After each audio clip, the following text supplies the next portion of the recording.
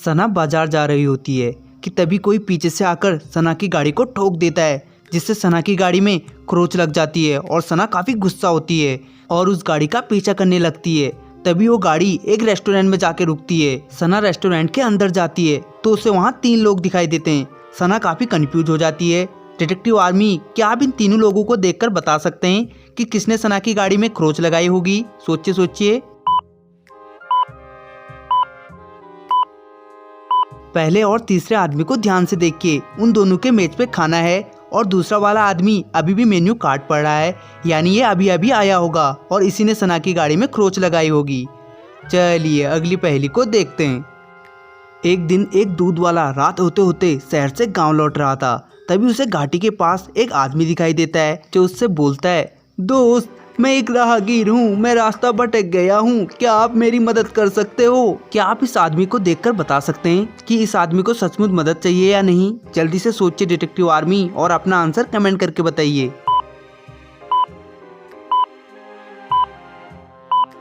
उस आदमी ने नकाब बांधा हुआ है, इसका मतलब जरूर कुछ गड़बड़ है।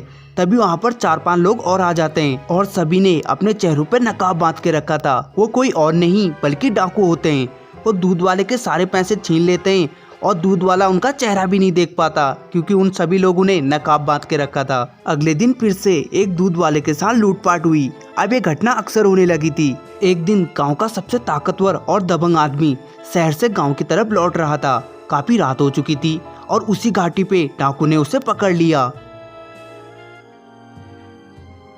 क्योंकि रामू बहुत ताकतवर था, उसने डाकू को धक्का दिया और भाग गया और जाके सीधे गेहूं के खेत में छिप गया। डाकू रामू का पीछा करते करते उस खेत में पहुंच जाते हैं और रामू को पकड़ लेते हैं और उसकी काफी सारी पिटाई करते हैं और उसके सारे पैसे भी लूट लेते हैं। ये घटना सुनकर गाँव वाले काफी डर जाते हैं और शहर जाना बंद कर देते हैं। कुछ दिनों तक कुछ नहीं होता, लेकिन बाद में दूध ना बिकने के कारण गांव वालों की रोजी रोटी चलना बंद हो जाती है। परेशान होकर सारे गांव वाले मुखिया के पास जाते हैं। तभी मुखिया जी एक प्लान बनाते हैं। कल हम सब लोग घाटी के पास छुप जाएंगे और एक दूध वाले को भेजेंगे और जैसे ही डाकू आएंगे हम सब लोग उन्हें पकड़ लेंगे। रात को गाँव के सभी हट्टे कट्टे लोग उस घाटी के पास चले जाते हैं और वहीं छुप जाते हैं और प्लान के मुताबिक गांव वाले साइकिल पे दूध वाले को भेज देते हैं जो शहर की तरफ जा रहा होता है। थोड़ी देर आगे जाने के बाद वो डाकू वहीं पे आ जाते हैं, लेकिन डाकू दूध वाले को देखकर समझ जाते हैं कि जरूर यहाँ कुछ गड़बड़ है। कैसे डिटेक्टिव आर्मी, डाकू को कैसे पता चला होगा कि यहाँ कुछ गड़बड़ है? सोचिए सोचिए।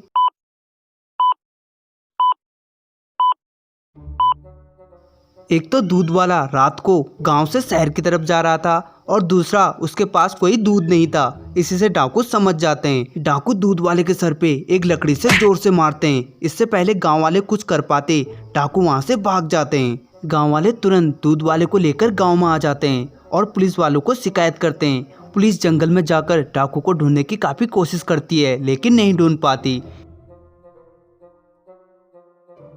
एक दिन मेहुल घूमते घूमते उसी गांव में चले जाता है। मेहुल को गांव काफी पसंद आता है और मेहुल 1-2 दिन रुकने का वहां फैसला करता है। तभी मेहुल को पता चलता है कि पूरा गांव डाकू से परेशान है। जंगल की एक घाटी में वो लोग लूटपाट करते हैं।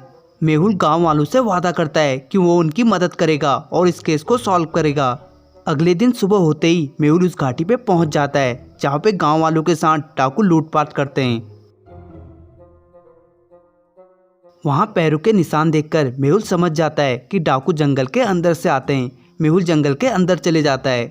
मेहुल को जंगल के थोड़ी दूर में एक झोपड़ी दिखाई देती है। मेहुल उस झोपड़ी के पास पहुंच जाता है जहाँ पे एक बुजुर्ग आदमी था। मेहुल उस बुजुर्ग आदमी से पूछता है, दादाजी क्या आपको पता है इस जंगल में डाकू रहते हैं? हाँ बेटा, वो लोग अक्सर यहाँ से गुजरते हैं और मेरे से पानी लेते हैं। अब भला मेरे गरीब के पास ऐसा क्या है जो मैं उन लोगों से डरूं? दादाजी, अगर आप मेरी मदद करेंगे तो मैं उन डाकू को पकड़ सकता हूँ। मैं रात को आपकी झोपड़ी में छुप जाऊंगा और जैसे वो लोग आएंगे तो आप मुझे इशारा कर देना। मेहुल उस बूढ़े आदमी के झोपड़ी में छुप जाता है। बूढ़ा आदमी बाहर आग जलाकर उन लोगों का इंतजार करने लगता है। रात होते ही सारे डाकू लोग वहाँ आ जाते हैं। मेहुल उन्हें चुपके से देखने लगता है। अंधेरा होने की वजह से मेहुल उनका चेहरा ठीक से देख नहीं पाता, लेकिन नीचे जल रही आग की वजह से उनके पैर साफ साफ दिखाई देते हैं। मैं भी अकेला हूँ और ये 4-5 लोग हैं। मुझे सही वक्त का इंतजार करना होगा। थोड़ी देर बाद वो लोग वहाँ से चले जाते हैं। सुबह होते ही मेहुल गाँव में आ जाता है। गांव में आते ही मेहुल को एक आदमी पे शक होने लगता है। उसने वही जूते पहन रखे थे जो मेहुल ने जंगल में देखे थे। सारे गांव वाले उसकी बहुत सारी पिटाई करते हैं। तभी वो बताता है कि नदी के उस पार उनकी एक गुफा है जहां उसके सारे साथी रहते हैं। तभी मेहुल बोलता है, पहले मैं जाके वहां देखूंगा, उसके बाद आप सब लोग आना। मेहुल दूर से दूरबीन लगाकर देखता है तो वहाँ पे 4-5 लोग खड़े थे जिनके पास बड़ी बड़ी बंदूकें थी। मेहुल तुरंत समझ जाता है कि यही वो डाकू होंगे। मेहुल गाँव वालों को भी वहाँ बुला लेता है। मेहुल और गांव वाले डाकू के सोने का इंतजार करते हैं क्योंकि उनके पास बड़ी बड़ी बंदूकें थी। और जैसे ही डाकू सो जाते हैं सारे गांव वाले उनकी काफी सारी पिटाई करते हैं और उन्हें पुलिस के हवाले कर देते हैं। चलिए अगली पहेली को देखते हैं।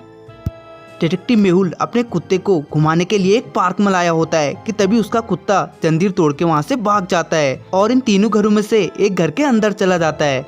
मेहुल इन तीनों घरों में जाके पूछताछ करता है। पहले घर की महिला बोलती है, सर मैं अपने किचन में काम कर रही थी, मैंने आपके कुत्ते को नहीं देखा। दूसरे घर की महिला बोलती है, मुझे कुत्तों से सख्त नफरत है, मैं उन्हें देखना भी पसंद नहीं करती, मैंने आपके कुत्ते को नहीं देखा। तीसरे घर की महिला बोलती है, सर मेरे पास एक बिल्ली का बच्चा है, मैं आपके बड़े कुत्ते को क्यों पकड़ूंगी। तीनों की बातें सुनकर मेहुल तुरंत समझ जाता है कि कुत्ता किसके पास है। क्या आप समझ पाए डिटेक्टिव आर्मी कि मेहुल का कुत्ता किसके पास होगा? सोचिए सोचिए।